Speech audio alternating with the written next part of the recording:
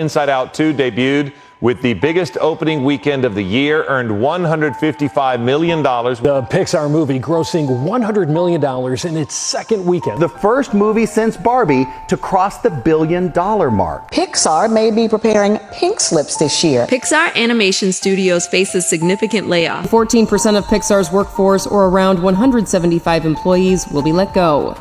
We need to talk about Pixar. Did you know that Inside Out 2 made over $1.6 billion at the box office? So if you don't know much about animation, you might think that the animators and the crew who worked on this movie might see some of that money. Unfortunately, it's a lot more complicated than that, and the short version is that the animators won't see any of that money that they made at the box office. In fact, a lot of the animators actually rolled off the project before it even hit theaters. Let's talk about the 4 reasons why Inside Out 2's success is actually bittersweet. So you might be wondering, why do I look like I'm in Breaking Bad? Well, I'm moving into a new office studio. This is the space that I'm in. I've been painting the walls, I've been scrubbing the floor, and I'm really excited to turn this office space into my studio for doing motion capture work, animation work, lots of exciting things coming soon, but I'm smack in the middle of it right now. However, a few days ago, there was an article that came out on IGN that talked about why Inside Out 2 was such a train wreck of a movie to work on. So in the middle of construction here, I wanted to talk about this article because it's extremely important. This video is going to be a little different, obviously, because I don't have the full studio space. Also, this one is not scripted. This is more of my just immediate reaction to this article. If you want a more detailed analysis of the animation industry as a whole, you can check out the video on my channel that talks all about why the animation industry is actually collapsing. So frankly, this news that Inside Out 2's production schedule was a nightmare is not really that surprising. If you remember last year, Vulture put out an article talking about Across the Spider-Verse and how terrible it was for its animators to work on. This feels like a very similar situation for Inside Out 2. So how did we get to this moment in time right now? During the 2010s, Pixar was on a roll, releasing movies that were hit after hit. But then 2020 happened, and it seemed like the future of theatrical releases was at stake. So Pixar made the decision to take the movies that it was going to put out over the next couple years and put them directly on Disney+,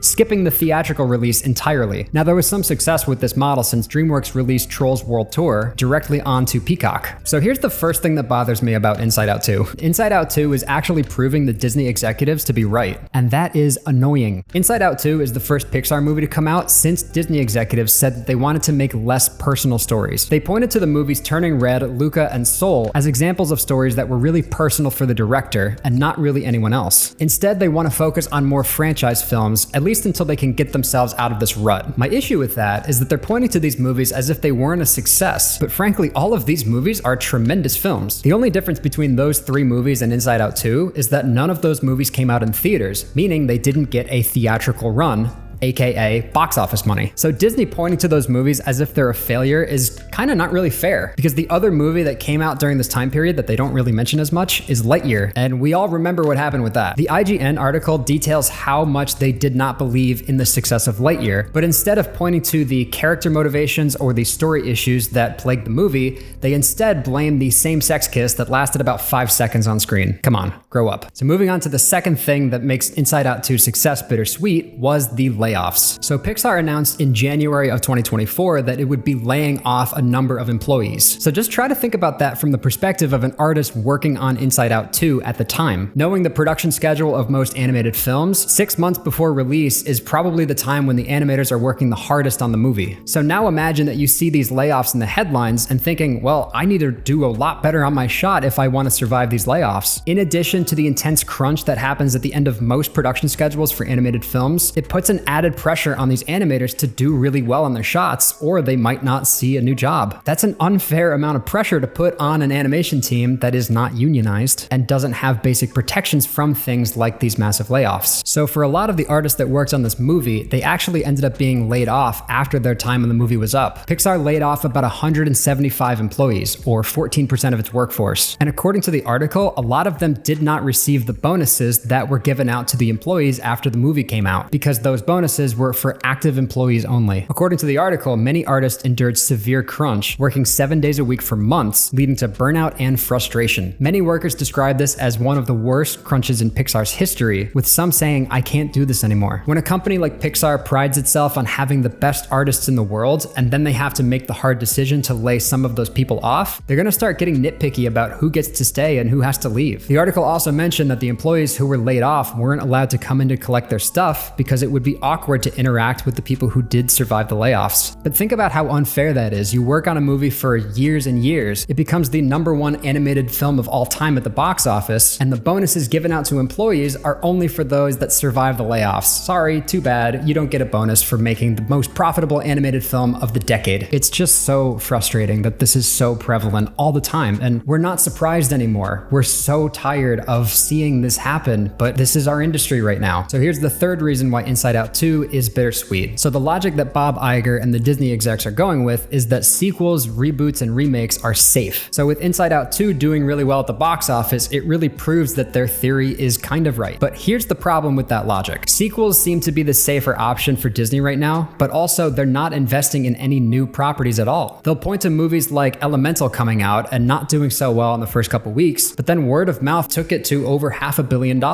And if you remember, this was the time when theaters were starting to open back up and people were still interested in going to see movies, just at a slower rate than usual. Elemental had a slow start, but it proved that Pixar still has the power to tell original stories very well, but only when given the proper support and theatrical release. So now they're gonna make Toy Story 5, Incredibles 3, Finding Dory again, maybe, I don't know. So here's the third reason why Inside Out 2's success is bittersweet. According to the articles, there was a lot of creative bottlenecks that happened during the production of the film. Pete Docter is Pixar's chief creative officer. He was involved heavily with Inside Out 2, essentially co-directing it without being a co-director. Think of him as the Kevin Feige of Pixar. This worked well for Pixar in the past when they had people like John Lasseter in power, but we all know what happened there. So Pixar's new workflow method is something that they describe as long and lean. It's a workflow method that's designed to finish projects with less staff. As you can imagine, if you have less staff on a movie, it creates a lot more pressure on those artists to deliver, which creates even more widespread burnout and morale issues. So if Pete Docter has to be the one to sign off on a lot of decisions for this movie, it creates this creative bottleneck, and it makes it hard for other directors to act independently. The way that a lot of these animated films work is that they're still getting story notes further along than they should, but it's just part of the creative workflow. My understanding of the situation on Inside Out 2 was that there were some story changes late in the process, which forced everybody to work twice as hard to try to meet those changes before the deadline. The strikes from last year from SAG and the WGA might have had something to do with this too, because now you have actors that can't record their dialogue until the strikes are over, which means that the storyboards have to wait,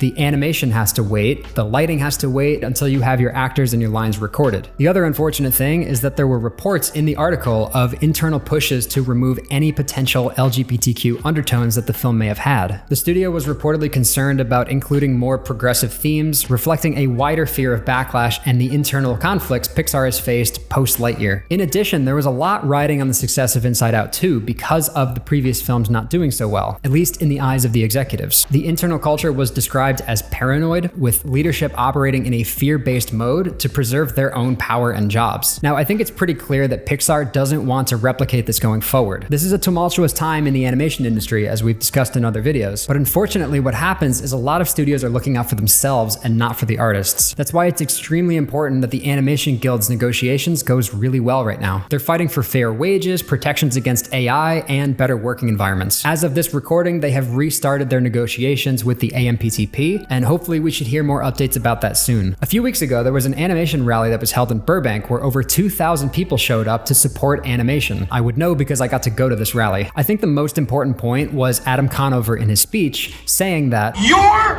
work makes these people hundreds of millions of dollars. Their respect doesn't matter.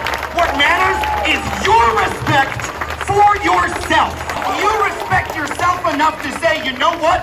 I will not work for you until I get what I deserve. Then you will win. The unfortunate reality of this situation is even if the Animation Guild gets a good contract, this won't affect Pixar because Pixar is currently not unionized. Animation workers in Los Angeles and all over the world are under immense pressure right now. I saw a statistic that said that less than 10% of the films that came out this year were animated. I'm gonna look that up actually. Yeah, so here it is. So in 2024, 7.4% of the movies that came out were animated, but they made up over 25% of the box office. Animation is keeping the film industry alive right now, but studios are more more interested in cutting costs to save themselves some money so that they don't have to pay the artists. I really don't like being right about this, but the studios do not care about making good movies. They only care about making good box office returns. And I think this is abundantly clear with Inside Out 2, with Pixar laying off its employees before the movie came out. Now, don't get me wrong, I really liked Inside Out 2. I thought the story was really captivating, and the artists who worked on it clearly did a great job, and they all deserve to share in some of that bonus. I know a lot of people watching this video are aware of the conditions of the animation industry. Some people are even saying that if the animators didn't want to get into this mess, then they shouldn't have become animators in the first place. But really, my question is, are we okay with this? Are we okay with letting the animation industry become a cesspool of cutthroat competition, unfair working conditions, long hours, burned out artists? Are we okay with that? Because if we're okay with this, then we can proceed as normal. But if we're not okay with this, we need to stand up and demand change. $1.6 billion is a lot of money. And I understand that it's not directly going to the artists all the time, but at least a little compensation for them wouldn't be hurtful, right? I'm gonna put the full article in the description. In the meantime, what you can do is use the hashtag #StandWithAnimation wherever you can. Follow the resources from the Animation Guild. They're posting updates on their negotiations, so make sure you stay updated with that. In the meantime, if you like this video, make sure to like and subscribe to my channel. Thank you for everybody that has subscribed to me already and made this studio space, while still a work in progress, very possible. I'm so excited to see what this studio space becomes. I'm gonna get back to work. Until next time, thank you for watching.